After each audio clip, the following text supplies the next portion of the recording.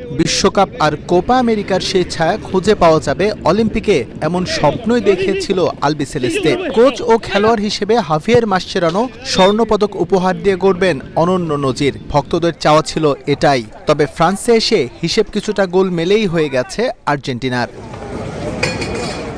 হিসেবে জটিলতা থাকলেও এখনও কক্ষপথে ফেরার ভালো সম্ভাবনা আছে আলামাদা আলভারেজদের। ইউক্রেনের বিপক্ষে জয় পেলেই শীর্ষ ৮-এর টিকিট নিশ্চিত হবে ওদের। একই সঙ্গে হবে গ্রুপ চ্যাম্পিয়ন। ড্র করলেও থাকবে সম্ভাবনা, তবে সেক্ষেত্রে তাকিয়ে থাকতে হবে অন্য দলের দিকে। তাই সেই ঝুঁকি নিতে চায় না টিম ম্যানেজমেন্ট।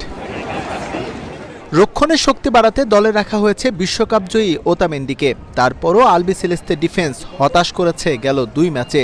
জেরোনিমো রুলির বিশ্বস্ত গ্লাভস আটকাতে পারেনি ৩ গোল। প্রতিপক্ষের জালে ওরা ৪ গোল করলেও দুশ্চিন্তা ঠিকই থাকছে রক্ষণভাগ নিয়ে। বিশ্বকাপ আর কোপা আমেরিকার সেই